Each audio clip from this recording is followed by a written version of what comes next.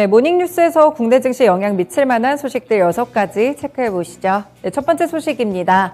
코로나19 신규 확진자에 대한 관심 높으실 텐데요. 어제 오후 9시까지 전국에서 발생한 코로나19 신규 확진자 수는 9만 228명으로 집계됐습니다. 네, 종전의 동시간대인 수치와 비교했을 때 5천 명 이상 늘어난 모습인데요. 이 자정을 기준으로 오늘 발표될 신규 확진자는 10만 명에 근접할 것으로 예상됩니다. 신규 확진자는 지난 2일 2만 명을 넘은 후 5일에 3만 명, 9일 4만 명, 10일 5만 명을 차례로 넘어섰고요. 10일부터 15일 6일간 5만 명대로 유지되다가 16일 9만 443명을 기록하며 10만 명대에 다가섰습니다. 현재 신규 확진자는 거의 매주 더블링이 되고 있어서 이런 추세라면 이달 말에는 20만 명에 육박하는 수준으로 불어날 것으로 보입니다. 현재 당국은 오미크론 유행이 언제 정점에 도달할지에 대해서는 굉장히 신중한 입장을 보이고 있습니다.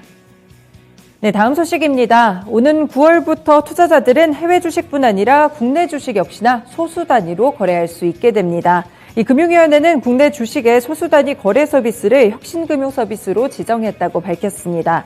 이에 따라서 앞으로 소액 투자자들도 주당 가격이 높은 우량주들을 살 수 있게 되는데요. 예를 들어서 10만 원만 투자를 하는 경우에 기존에는 한 주당 100만 원인 주식을 살 수 없었지만 소수 단위 거래가 가능해져서 0.1주만 구매를 할 수 있습니다.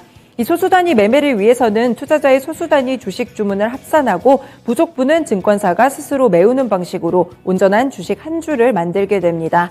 금융위는 이때 각 증권사가 자기 재산으로 취득하는 주식 수를 종목별로 5주 이내로 제한하고 의결권은 행사할 수 없도록 했습니다. 네, 개별 소식들 체크해 보겠습니다. 첫 번째로 삼성전자고요. 이 노조 쟁의권을 확보했지만 파업 결정은 일단 유보하기로 했습니다. 이 전국 삼성전자 노조, 삼성전자 내 4개 노조가 결성한 공동교섭단은 어제 서울 서초구 삼성전자 서초사옥에서 기자회견을 열었는데요. 전국 삼성전자 노조 이현국 비상대책위원장은 이날 현장에 참석한 기자들과 만나서 삼성전자만 파업해서 해결할 문제가 아니라며 당장은 쟁의권 행사를 위한 조합원 투표 등을 진행하지 않겠다는 입장을 밝혔습니다. 일단 우선 노조 측은 최고 경영진에 대화를 요청하고 만약 받아들이지 않는 경우에는 파업에 나설 수 있다고 시사를 했습니다. 다음 소식 보시겠습니다. 네, 최근에 위믹스 기습 매도건 때문에 논란의 중심에 섰던 이 장현국 위메이드 대표가 지속되는 시장의 의구심을 해소하기 위해서 소통 행보에 나섰습니다. 네, 장 대표는 지난 9일 지난해 실적 발표 컨퍼런스 콜로 얼굴을 비춘 다음에 불과 1주 만에 다시 한번 미디어 대상 간담회를 열었는데요. 장 대표는 지난 컨퍼런스 콜에서 언급했던 위믹스 2% 소각 계획에 대해서 이날보다 조금 더 명확하게 시점을 제시했습니다. 자사 암호화폐 위믹스의 가치 제고를 위한 발행 물량 2% 소각 시점을 명확하게 1주에서 2주 정도로 못을 박았고요. 지난해 실적 발표 직후에 급락한 주가와 관련해서도 성과와 시간이 해결해 줄 것이라며 자신감을 내비치는 모습이었습니다. 네, 다음 소식입니다. 솔루스 첨단 소재의 호재가 터졌는데요. 이 테슬라의 2차 전지용 동박을 납품하는 데 성공했습니다. 이 전지박은 테슬라가 자체 생산하는 차세대 4680 배터리 등에 사용될 것으로 알려졌는데요. 이 국내 2차 전지 소재 업체가 중간 업체인 배터리 제조사를 거치지 않고 테슬라에 직접적으로 동박을 납품하는 것은 이번이 처음입니다.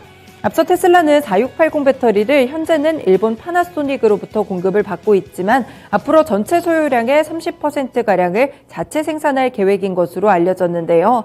이 솔루스 첨단 소재는 배터리사를 거치지 않고 테슬라가 자체 생산하는 배터리에 들어갈 동박의 70%를 공급할 예정인 것으로 전해졌습니다. 업계에서는 테슬라가 올 하반기부터 양산체제에 들어가는 독일 베를린의 배터리 공장에서도 솔루스 첨단 소재가 전지박을 납품할 가능성이 있는 것으로 보고 있습니다. 다만 단독 보도였던 만큼 추가적인 팩트체크는 조금 더 필요하겠습니다. 네, 마지막 소식입니다.